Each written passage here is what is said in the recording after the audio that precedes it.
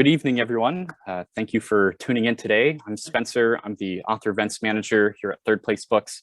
On behalf of the bookstore, I'm very pleased to welcome you to this evening's conversation between David Shields and Claire Dederer. They're here to talk about a book that I've been supremely interested in since I received it in the mail, David Shields' The Very Last Interview. First of all, I want to invite you all to use the chat at the bottom, chat window at the bottom of your screen. Let us know where you're calling in from and say hello.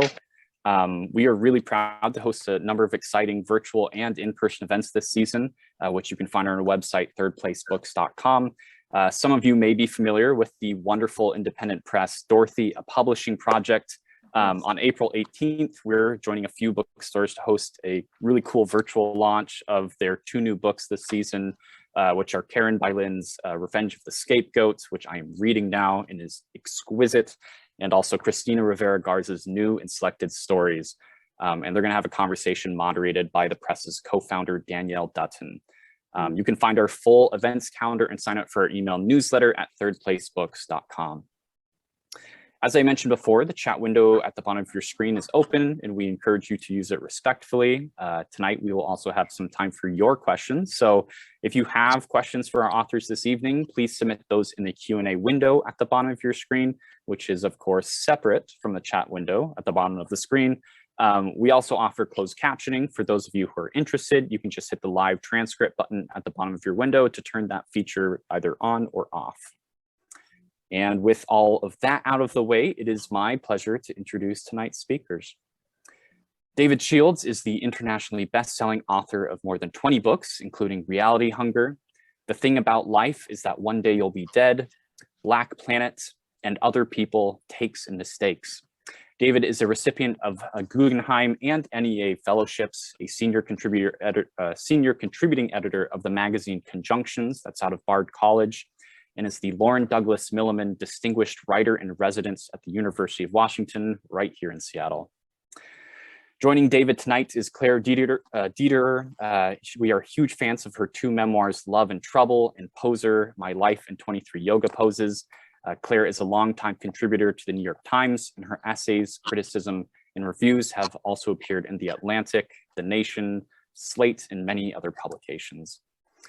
David's new book, The Very Last Interview, comes out next week, and as an author frequently interrogated about his own work in settings much like this one tonight, David transcribed every interview he's ever given, then extracted and compiled the questions from those interviews into 22 thematic chapters, such as childhood, failure, suicide, capitalism, and art, not necessarily in that order, and then omits his own answers from the dialogue.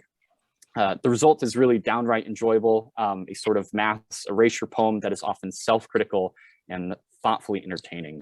So without further ado, please welcome David and Claire to the screen. The show is yours. Thank you. I will be interviewing David, which is sort of a sticky wicket given the book in question. But to start with, David will be doing some reading. And also thank you, Spencer.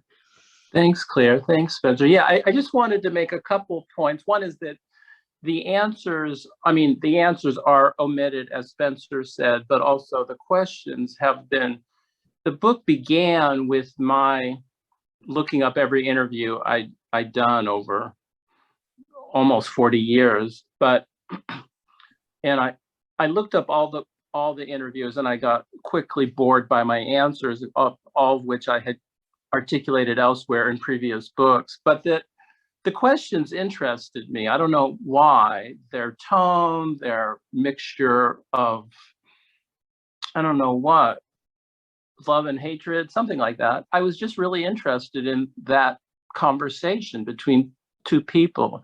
So I found 2,700 questions I'd been asked over almost 40 years, and I ended up culling and curating them, as Spencer said, into individual chapters, 22 chapters, which is interesting because I've written 22 books. It's almost like each, there are 22 previous books, and it's almost like each chapter is in a way an attempt to deconstruct a previous book of mine.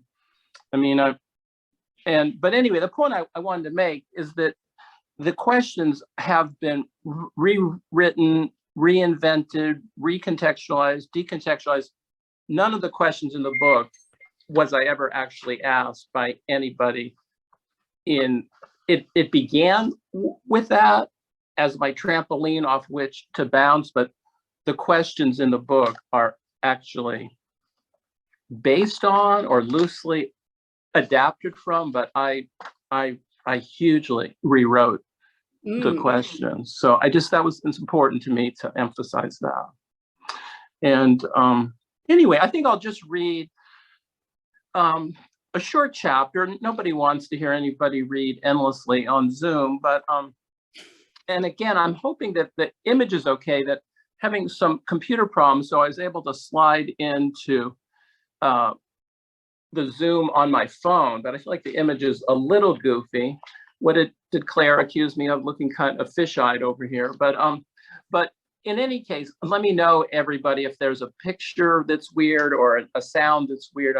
I'm usually used to just having a simple image on my computer. Here's the book. It's a really lovely cover, a Richard Diebenkorn painting. It's not of me per se, but I guess he bears striking resemblance to me in a way. But it's a beautiful Richard Diebenkorn cover of a man. Anyway, the chapter I'm going to read is called Speech, and it carries an epigraph by Joseph Conrad, who says, "Are not our lives too short for that full utterance, which through all our stammerings is, of course, our only and abiding intention?" So, how badly did you stutter as a child? Did you ever get to a point where you just wanted to throw up your hands and stop talking, stop writing because language is the enemy, etc.? And then as you got older, of course, apparently yearn at times to stop existing. Would you have even become a writer if you didn't stutter? Is stuttering possibly the best thing ever to happen to you? Now, are stuttering and stammering different? Is it genetic?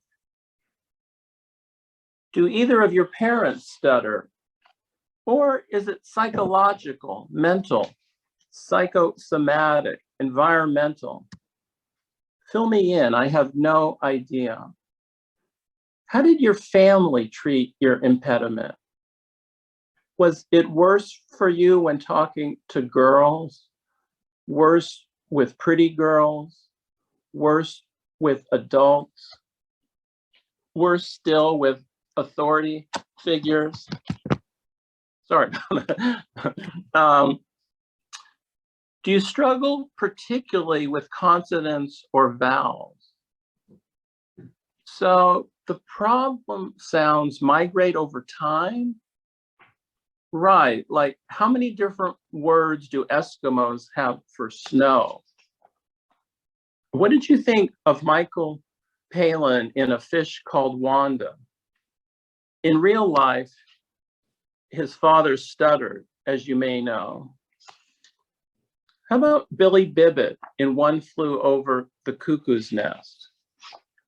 Billy Budd, Anthony Blanche in Brideshead Revisited. What are the other key stutter texts? Is there a pattern then to how it gets portrayed? You remind me a bit of the boy who can't swim, but who jumps into the deep end of the pool to learn how. When your novel about stuttering was published, you went out and gave readings and did interviews. How did you conquer, or at least manage, your fear? There's only the barest hint of a stutter when I listen to you now. Have you truly overcome it? Circumlocution, that's the technical term. What do you want the rest of us to comprehend about this baffling disorder? Humans are the only animals who use spoken language to communicate. Without it, we're the elephant man, aren't we? Oh, writing as revenge upon stuttering. How so? Many writers are or were stutterers. Edward Hoagland, John Updike, Elizabeth Bowen, Somerset Maugham, David Mitchell, Arnold Bennett, Lewis Carroll, Margaret Drabble, Bud Schulberg, Peter Straub, Neville Shute, Kenneth Tynan, Machado de Assis. What do you see as the through line here? Aggressively minor? Interesting. Writing fluently about disfluency. How cathartic that must have been, I'm guessing. You've written about how stutterers in literature and in film and in life often get away with certain rudenesses, certain violations they wouldn't have gotten away with if they didn't stutter. What did you get away with? Do you still? Can I hear you read a little from the book? How about the long paragraph at the end of chapter 5, in which, quote, stutterers are the only truth tellers, everyone else is lying. You doing okay over there, Mr. Shields? I'm going to press pause, all right? I thought that was fine, but perhaps you could read it one more time. Don't you think we all have our own, quote, speech problem to some degree? I know I do. Do you think anyone can really understand anyone else? And if not, what are any of us doing other than walking around trapped for eternity in our own spacesuits? Thank you. Thanks. That was really fun to hear you read from it. And Thanks. the questions of you asked in your voice was interesting. I know, I've been trying to learn how to read it, trying to slow down. Otherwise, it just passes so quickly. Well, it reads very quickly, and I'll just, do a little spoily, as the kids say, which is that I loved this book. Absolutely loved it. I mean, I really enjoy all your books, but this one, there's a lot of things that I think that you try to do with your work that to me really came together in this book. Thanks, Claire. You're welcome. It's true. My first question is, David, this book is very, very weird. Can you please talk about how it sits in a kind of tradition, or maybe even a secret tradition, of weird books, which is a category I know you spent a lot of time thinking about? Right. I sort of glanced at it in my brief introduction, where I just sort of emphasized how the book began as sort of a conceptual exercise almost, where, I'm going to go and look up every interview and see if I can't, just do something with every interview. I don't know. It just sort of began there. I mean, in some ways, every book I do is sort of almost a work of conceptual art or plastic sculpture or performance art. I mean, I'm just, as a writer, you're supposed to develop some sort of brand and just keep on doing the same thing. And I'm definitely not that person who writes detective novels, and every detective novel starts with a different letter of the alphabet. Like, that's not what I do. And so it began there. And then, what are the secret traditions it belongs to? I'd love to hear what you or people in the audience think. But I think one tradition it belongs to is, I think, the aggressive conversation or the passive aggressive dialogue. I mean, I've done at least one book like that I did this book called I Think You're Totally Wrong, a Quarrel, which became a film, which also became a passive aggressive exchange. And I'm just very interested in the rub, the abrasion, the friction, the tension, the excitement, the eros of two people talking, which I think does go back to my childhood stutter. I just, someone asked, what is my work about? It's always about the beautiful difficulty of communication and miscommunication between human beings. That's all I'm interested in pretty much, or it's not all I'm interested in, but it's a lot of what I'm interested in. And I would tend to trace that back to, childhood speech impediment. So I think the one tradition the book belongs to is the dialogue, from Socrates and Plato to car talk. I'm interested in people arguing. Like, I'm just interested in that. It holds me, whether it's My Dinner with Andre or it's, that kind, Philip Roth's book, Deception, in which two lovers are talking. So I think there's a dialogue book that I'm interested in. And then there's a tradition it belongs to, which is sort of the memento mori, where a writer, I'm not that old, but I'm 65. And so I'm sort of, I don't know, I've gone through COVID, I've gone through a divorce, I'm in intensive psychoanalysis, and I'm asking myself all these questions, which are quite intense. What does a life consist of? So whether, I'm very influenced by a lot of books in which a writer takes aggressive stock of him or herself and his or her life and art, whether it's J.M. Coetzee's book, Elizabeth Costello, or Simon Gray's Smoking Diaries, or Anne Carson's Knox. I just love books in which a writer standing at some kind of abyss of their life, puts immense pressure on himself or herself and says, what does it all amount to on some level? So those are the two big traditions, I think, of the book belonging to Claire. I'm curious what other, it's also, there is a mini genre of books like Patrick Powell's The Interrogative Mood, where he asks himself a bunch of questions, but it's a little more playful and a little more, it's sort of a comic romp, I think, whereas my book, go ahead. Sorry, no. Just the aggression in this book is so raw.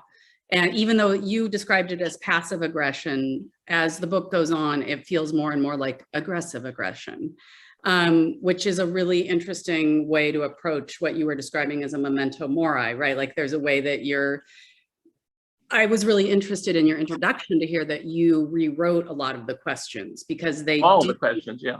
Yeah, because they do feel really like they're attacking the person who's reading it, right? And that's, I kind of want to, before I can touch on the tradition thing, but I really want to get into this idea of how the second person works in this book, the direct address, the you, the way this dialogue happens with what Spencer described as erasure, with the taking away of one half of this dialogue you're describing. And I find this, I actually couldn't come up with a book that has the same dynamic in the way the second person is used. Right? It's this direct address, but it's not imperative like Laurie Moore. It's not implicating. Heartberries uses second person in this really accusatory way, but it's not quite that. And I think that what happens with the second person in this book is it turns the reader into the author.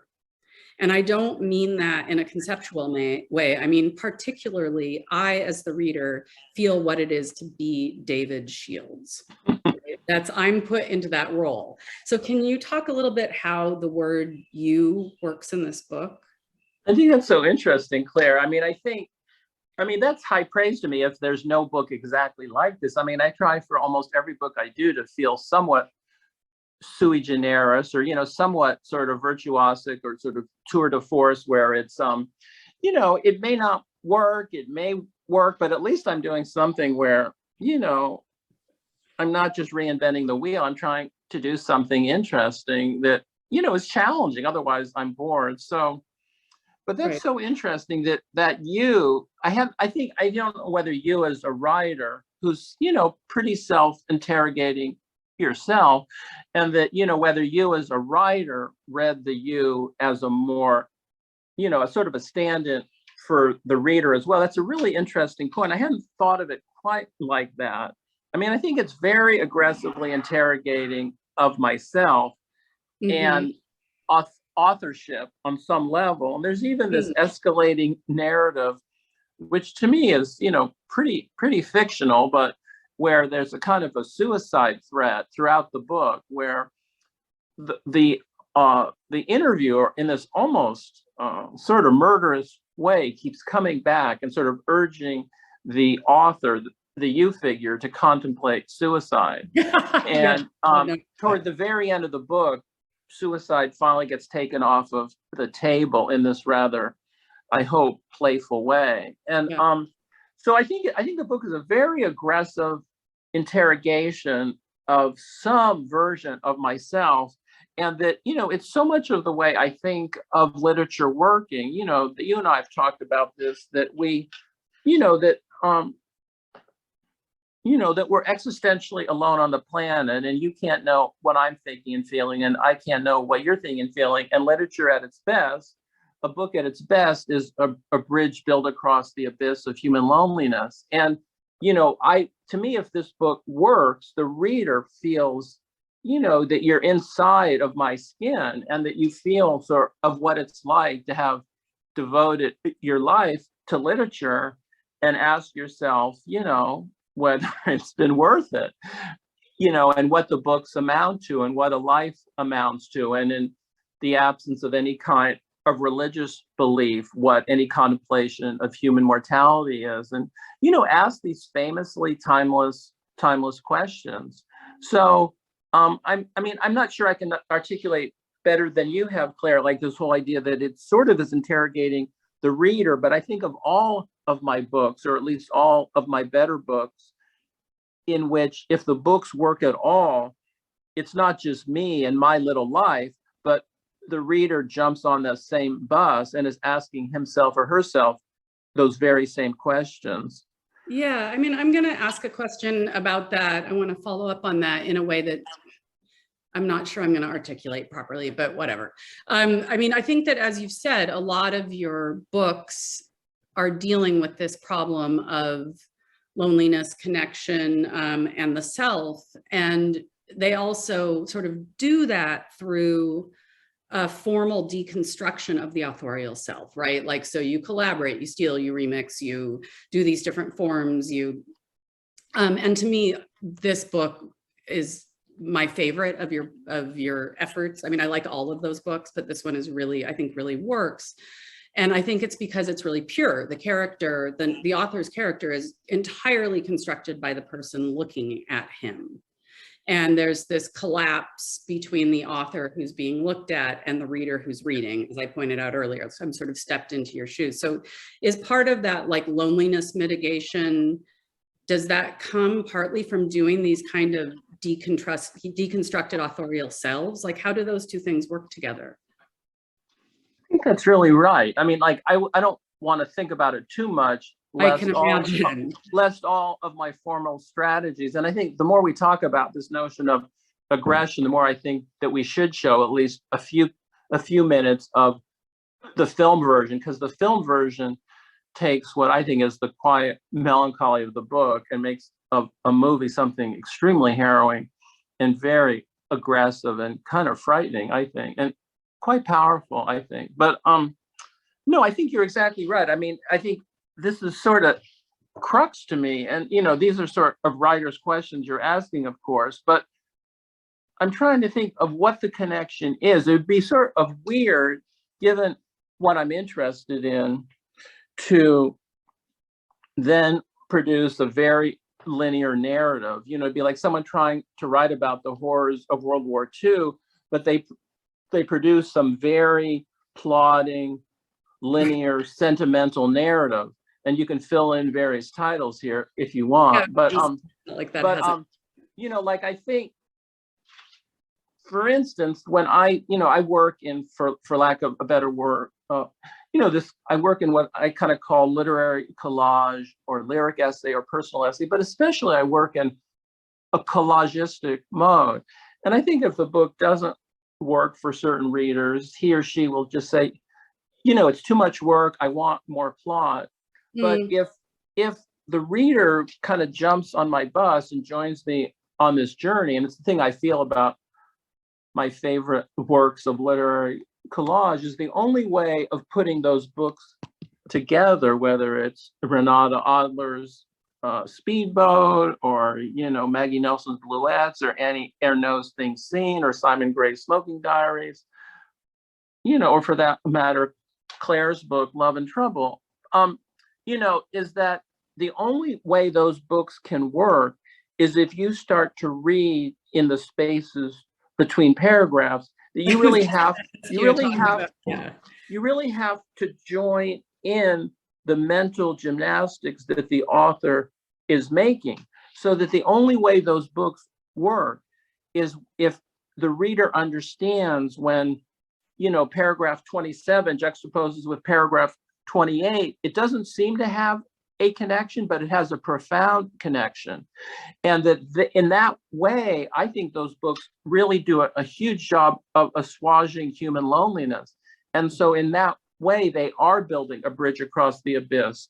And that, so I think there's a very profound connection between what seems like perhaps postmodern playfulness on my part and these themes of disconnection. To me, those are absolutely one and the same. Yeah, I want to linger for a second on the issue of white space and what happens when the reader comes to white space, because it's something I know you've thought about a lot. And do you think that, I feel like I hear what you're saying is that the reader, when they come to the white space and they're, you know, they're making meaning out of the juxtaposition of two separate things with white space in between, then the reader becomes participatory and is making something with the author, and thereby it's not just the subject matter, because oftentimes we talk about the loneliness mitigation of subject matter, but what you're really saying is that the loneliness mitigation is also from the reader's kind of not just duty, but freedom to participate in the creation of meaning. I mean, completely. I don't know, for some reason I think of this book I like a lot. I don't know if you know Amy Fusselman's book called The Pharmacist's Maid. I probably pushed it on you many years ago, but you know, it's this book that looks very casual to a lazy reader. It looks like, well, it's about her father, who was a pharmacist's mate in World War II, which is kind of like being a physician's assistant, what we might call it now, or even a nurse. It's also about Fusselman trying to get pregnant through artificial means or through extra scientific procedures. And it's also about her father dying. And so it seems to be this random collection of seemingly, I don't know, these sort of blackout sketches in which A and B and C don't seem to be connected. But if you are reading the book the way I think Amy wants you to read the book, that you understand that the book is about the sort of gossamer thin difference between life and death. That's specifically what connects all three threads. And when you realize that in the very beautiful ending of the book, you know, it just, you know, your mind just explodes and you feel this tremendous human connection between yourself and other people, and specifically the author. And so, as you say, the loneliness assuaging machine isn't the content really, although it's partly the content, it's really the form, because a book like that only works if you participate hugely in what the writer is doing, and you really fill that white space with your own imagination. I think if you bring it back to my book, Claire, it's, you know, I don't know, I mean, the book isn't even published yet. I don't know what people will think of it, but I think the book only works if you start to fill in, like, what are my answers? You know, like, what, to me, some people have read it, you know, very carefully. They almost sort of fill in every question, which with the implication, I tried to work it up terribly carefully so that each question implies a quite specific answer from me. And so there's a real plot that's going on in that literal white space. Well, I guess one thing, to return to this book, the one thing that was really interesting to me, yeah, it's very artfully done, and the themes work really well, and all that is, I just want to acknowledge that it's beautifully done. But I want to think more about the questioner. You know, for me, when I sat down to read the book, the questioner was in my mind partly you setting these questions for yourself. And then I pictured sort of a kind of vast array of different people asking you this question. And then as I read on, the questioner, I mean, we heard the questioner's voice in the passage David read. The questioner became its own character. And it wasn't you, and it's not all the different people, including me, who've asked you questions over the years. And I was wondering if this character has certain qualities in your mind, because it definitely does in my mind. Wow, that's a little scary. I mean, there's a quality in it of legal deposition. There's a quality in it of psychoanalytic investigation. There's a quality in it of judgmental parent. There's a quality in it of, you know, vitriolic critic. There's definitely a quality in it of self-critical human being. You know, I'm always interested in this. I mean, I'm so interested to hear what you think of it as. It really developed quite organically for me, where I would gather all the questions that were about, say, I don't know, Jewishness. And then I would then just riff on them and just push them really hard in one direction. And I wasn't conscious. I think it was a very, you know, challenging time of my life. Yeah. Whatever, end of my marriage, COVID, travel, psychoanalysis, et cetera, et cetera. It's like I was in a fairly intense place, as they say. And so what is that voice to you, Claire? I'm so curious. Well, I think that I feel, you know, you talked about the idea of passive aggression, and I felt like not only was the questioner aggressive, the questioner was also angry. There's a lot of anger. There's a lot of anger at you for your sadness. Wow. And that was really interesting. You know, this sort of frustration with your melancholy, and this sort of like frustration with your sort of doomsaying. Right. So I felt a lot of anger. And then I also felt that the interviewer was a little bit full of shit.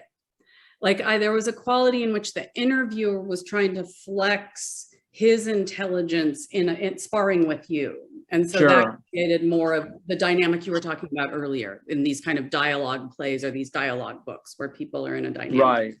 That's such a powerful phrase, Claire, you know, anger at my own melancholy or sadness. That's such a powerful phrase. That rings terribly true.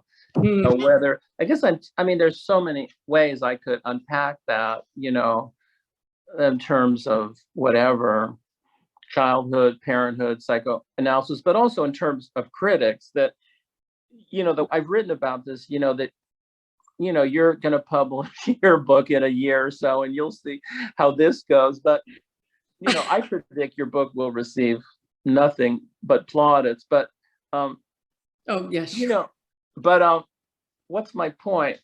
My point is that I'm fascinated by critics who shall remain nameless here, who use the writer to get spiritually well. That is to say, certain critics, and they're absolute legion, they dominate to the degree there's any kind of critical mass in English-speaking culture, and there really isn't, but there's this tremendous impulse to find the writer emotionally wanting as a way to prove the bona fides of the critic as being a more evolved human being.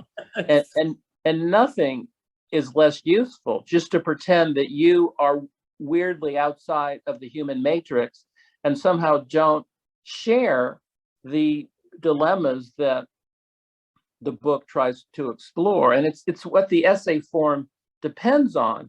The writer and reader meeting each other in a profound embrace of human complexity and confusion. And so it just, you know, it used to bother me a lot. And maybe as you say, there's tremendous anger in the book. Maybe it still bothers me, but now I just find it hopeless. Like I just, you know, I just feel like that's just really sad when a critic uses his or her own reviews to kind of pretend to cover themselves in moral clover. It's just like, what a wasted life. It just seems so sad to me. Well, it's the falsehood of critical authority. You're cloaking this, you're having almost an emotional authority, which is just any kind of authority in that venue is something that should be, interrogated. Exactly. And, I'm just wildly, what would you say, maybe overly devoted to deconstructing that. Yeah, but, that's one thing I think this book does in the dyad. I think that you get at, because the interviewer is a kind of critic in a way, right? They're a person right. They've read all my books and they have opinions and blah, blah, blah. Exactly. And so it's a really interesting dynamic because the interviewer is controlling the dynamic, but conceivably as the person with less power, you are, after all, the author. Right. And just a mere journalist. Right. So is the interviewer always forced into envy?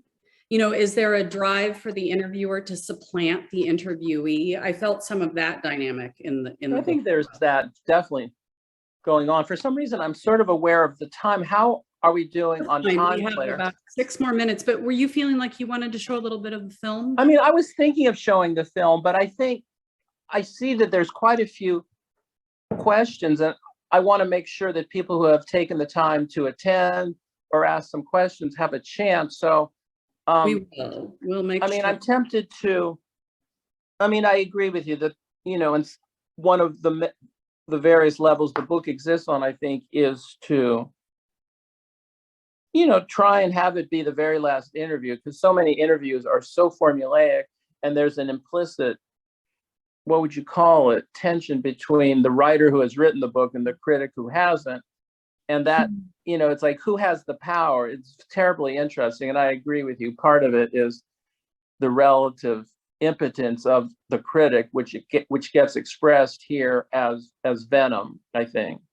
But the idea of masochism comes up in this book, right? You talk about this idea of, I think that the interviewer accuses you of masochism. The idea of masochism comes up, and I wonder, there's a way in which any book is sort of topping and bottoming at the same time. You're controlling the narrative and simultaneously humiliating yourself by exposing yourself, right? And I feel like this book somehow ups the stakes on that. Were you thinking? Wow. No, I was very aware. To me, what's weird was when people say, like, as if self-destructiveness is not, among the top 5 characteristics of human existence. Right. What is all of literature about, from, Homer to Shakespearean tragedies to Greek tragedies to, Tony Soprano? What is all of literature about but the endless capacities of human beings to self-implode? And so, in my work, I feel like I have the temerity to explore, the relatively mild or not so mild ways in which that's part of my human nature. And it's sort of like, to me, it's nothing to be accused of. It's just like, it's part of human nature, to fall somewhere on the spectrum, as you say, of topping and bottoming, or sadism and masochism. And it's like, that's just endemic to the human animal. And some works explore it through, say, drama. Say, Macbeth, say, is profoundly masochistic. Let's just say, well, okay, so, and then in the essay form, a lot of writers, a lot of essayists you almost have to explore your own capacities for self-destruction. Otherwise, the work can become an exercise in self-applause, and that's of very limited value indeed.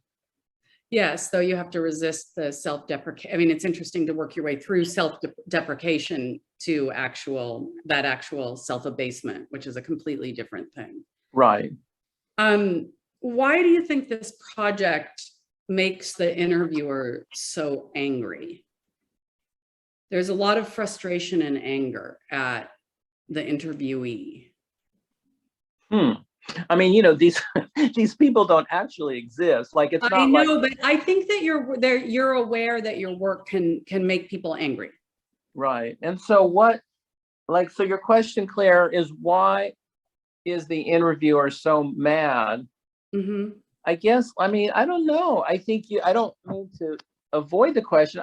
An answer doesn't come glaringly to mind. I guess I would say something like, it's why it's called The Very Last Interview. Like, I refuse to accept the terms in which the interviewer wants to conduct the interview. Like, I keep saying, your terms are not adequate. And I think, you know, it's something that one learns from very skillful politicians or very skillful comedians who have to push back against a rude person in the audience, or a very skilled talk show host. You can't accept the premise that's being offered to you. Otherwise, you're speaking. I mean, it's, you know, I wrote a book on Trump called Nobody Hates Trump More Than Trump, an intervention in which, you know, briefly, Trump was very, very good about, you know, he's learned from especially Howard Stern and Roy Cohn, you know, how never to yield to the template of the interviewer. Insist on your own talking points. And, you know, now he seems, you know, fairly senile, but at the, you know, at the height of it, of his barrage, he seems skillful at deconstructing the question. And I think part of, I don't know, I'm more interested in your answer. Why is the interviewer so angry? Do you think, Claire? I read it, I read it as having to do with the impotence I was describing earlier. I read it having to do with some kind of frustration, and this is probably my own writerly self coming to it, but I felt that the interviewer and the world is angry because of what could be called pretension, which is the same thing as ambition. Right. And so I felt there was this way that the interviewer was expressing all this frustration with you trying to make art out of your frustration. Right. And you know, again, it's loneliness mitigation. For me, to have somebody who's willing to pretend, to be ambitious, to be pretentious, to explore, like, that's a loneliness mitigator for me. Right. But I feel like it's it's something that people respond to with anger quite often. I mean, that's so, I mean, I know in your forthcoming book, I think you're probably still writing about Woody Allen, and I don't know if you caught the reference to, I think it's Stardust Memories, in which there's a line in which someone said, are you just trying to, you know, take your pain and fob it off as art, which is the line from Stardust Memories. And, you know, that was just a line that's always stayed with me, because obviously that's what I do. You know, that the core of my work is this idea of the wound and the bow, taking whatever wound I or anyone else has and try and transform the bow of art. And, you know, in that film, Stardust Memories, Woody Allen he gives to someone else that questioning thing and that questioning gesture. And, you know, I think it's a legitimate question. I mean, you know, but I think part of the anger, as you implied, is anger at myself too. Like, I'm not sure for what, but, you know, anger at myself for being human, you know, and not just endlessly blissed out as you are in Hawaii now. So, well, should we turn to some of the Q&A questions? And people feel free to jump into the Q&A with more questions. The first one, could you please ask David who his favorite authors, poets with an absurd sense of humor are? Any obscure author he wants to recommend? You're going to be sending out your email list. I know, I have this long list of some of my favorite writers, but I got in trouble the other day for saying how much I despise David Sedaris's work. He's absolutely terrible. And so I'm thinking of writing even like a short book or a long essay about how awful Sedaris is. But so not Sedaris, but I mean, it's such a long list. Maybe I can send to the bookstore a list of some of those writers, but, you know, I do love with all my heart and soul, Simon Gray's 4-volume Smoking Diaries is a great, great book and incredibly funny. I love Leonard Michael's book called Shuffle.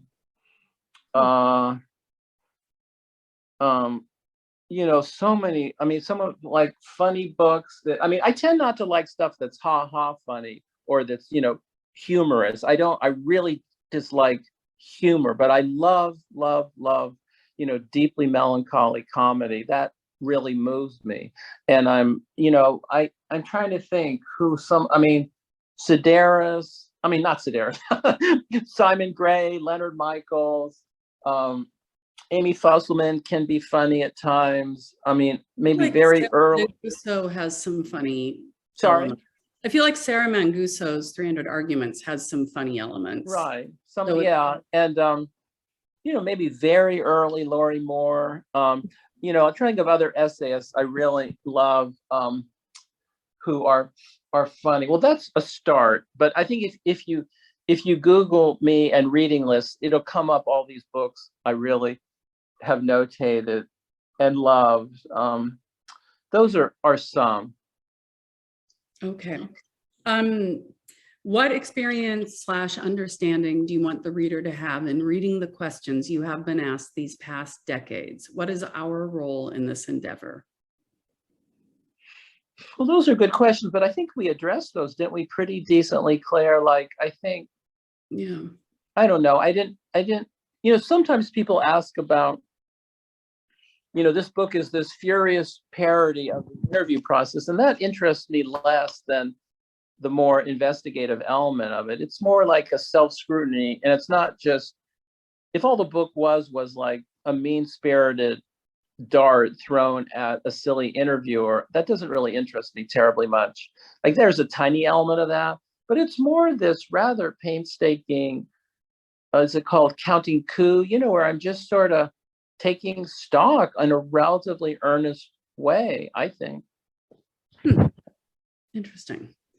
Will this book versus your past stuff have any effect on where you veer for your next effort? And then they go on, Brian Fawcett, as an example, seems to get shot out of cannon in a random direction every time. I love Brian Fawcett. He, as you may know, he recently died. He was a good friend and a wonderful writer whose book, Cambodia, a book for people who find television too slow, had a big influence on me. Mm-hmm. And he came and visited in Seattle about 30 years ago, and it's really a big influence on me.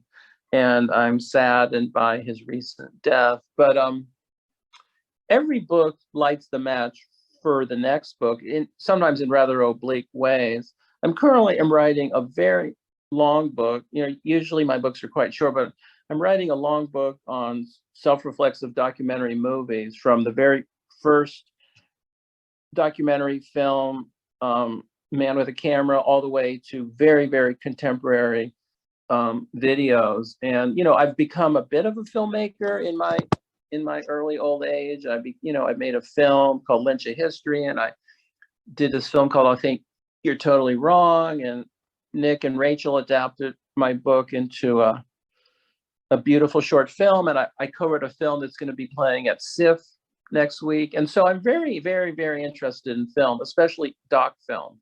But of course, being the kind of unbelievably personal book, it makes the very last interview look like a Valentine's Day card. It's very, very intense. And so I just think each book leads the way to the next book, even if through an oblique path. Can you talk a little bit more about the filmmaking and what draws you to it? And I guess one question, as I was thinking about your filmmaking, you're however old you are, you have a great facility with the work that you've chosen to do, and you're choosing a new field that you don't have a facility in the way you do. Right. And, what's the attraction there, and how does it work? Is there like, whenever I try something, if I try to write fiction, I feel like I'm sort of typing in a bear suit. You know what I mean? Like I just can't reach for the facility that I normally have. So isn't that an image from Reality Hunger, where Dave Eggers says, this is something he said as a young man. He said that when he writes fiction, he feels like he's driving down the highway wearing a clown suit. Right. So that's a special that's a whole other that's a whole separate thing. But anyway, how have I turned something you're not immediately good at? Like, right. Happening? I think I'm becoming, I've been teaching documentary film for 30 years, and I've been studying it pretty carefully for my whole life. And I ended up writing a companion volume biography to somebody's Salinger documentary. And so I sort of watched him make a documentary film. And then the actor James Franco made a movie of my book that Caleb Powell and I wrote called I Think You're Totally Wrong. And that was intoxicating and fun and silly. And I thought it actually turned out okay. And then Franco and I wanted to make a film of my book, Black Planet, but it didn't seem to work out so well. And so I decided to make a movie called Lynch of History, which is very collagey. And now I'm working on a new film with my friend James Nugent, who was the editor of Lynch of History. So anyway, the point I'm making is it's not such a stretch. I think of my films, so-called, are just totally congruent with all of my books. They're fragmented, they're shard-filled, they're collagey, they're a mixture of the very personal and the deeply cultural and political. They often have a fourth wall breaking aspect to it. They're often very personal. So to me, it just, through a variety of happenstance, I got into film, and part of it, I was sort of running out of words. I've written 23 books now. It's like enough already. And I think film has renewed me in a way. I mean, I'm writing a new book, and I'm 400 pages into it, but there's a way in which the grammar of film was rejuvenating for me. I also just like collaborating with people because, it creates dynamism in ways that being in one studio doesn't always. Right. There's very few ways to collaborate when you're writing books. Right.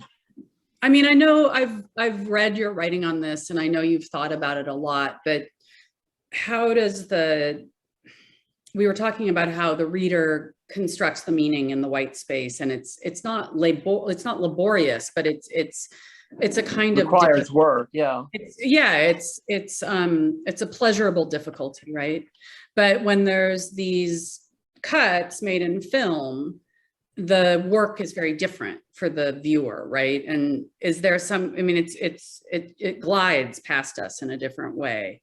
And so is that pleasurable to kind of be able to make those juxtapositions and have them have a different thing they do? Or I mean, it feels quite similar. I forgot how many cuts there are in Lynch of History, my documentary film about Marshawn Lynch. I mean, I think it's something like 84 minutes and 770 clips. So I think it averages something like 7 seconds per clip.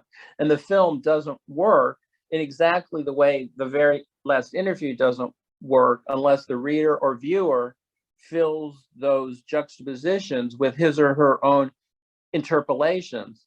And so in Lynch of History, it's pretty clear what it is that we're doing. We're trying to suggest that Marshawn Lynch's silence, his use of silence and echo and mimicry has immense political purpose and reverberations, and that we do a whole series of juxtapositions, some relatively polemical, to make that point emphatically clear. But some people walked out of it wearing their Marshawn Lynch jersey, say, "Hey man, where's the football game?"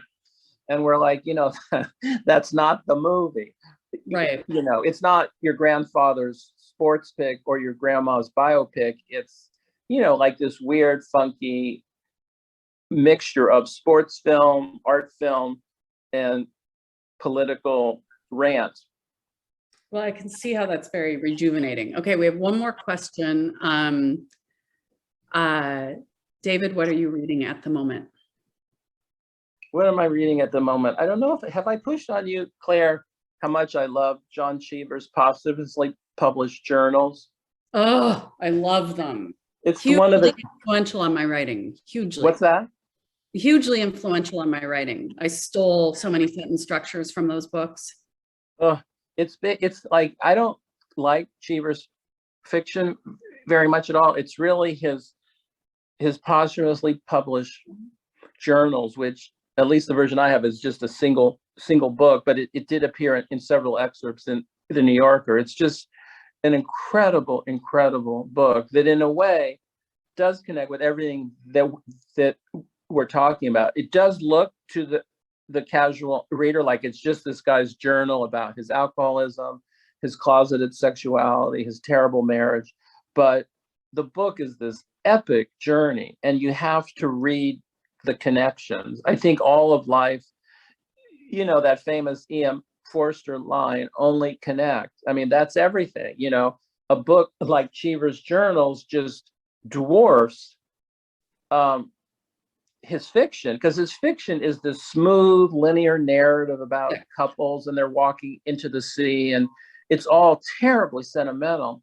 And the journals just pull the mask away from it and burrows deeply down into one human psyche. I don't see how art can be better than this book. It's a very great book. I agree. All right. Well, that seems like a good place to end, on a very great book. Well, thanks, Claire. As always, I always love talking to you. Maybe we can do this vice versa when your new book comes out. I'm dying to read it. I'd love that. Yeah, well, it's a thing now. It exists. So wow. I made a hat. Definitely not that title. You got to change that title, I think. Trying. We'll see how it goes. Okay. Anyway. Well, it's good to talk. Thanks to people for showing up and asking those questions. I don't know if Spencer has to jump on and say hi and bye and oh yeah, I would love to say both hello and goodbye. And yeah, and just thank you, David, and thank you, Claire, for coming and doing this on this wonderful Thursday night. This was really fun. I don't mean to expose you, Claire, but Claire is calling from vacation right now, and so we're deeply grateful for her service in moderating this conversation. Yeah, but David, I'm really happy we got to hear about your films as well. That was really delightful. And other than that, go forth, be well, buy lots of books. The book is The Very Last Interview by David Shields. We have it, you know, it's coming to our stores next week, and it's available on Tuesday. Right. Thank you, everybody. Goodbye. Yeah. Good Have night. a good night, Thanks everyone. for the good Congratulations, conversation, everybody. David. Thanks, Claire. Very good to see you. You too. Bye-bye.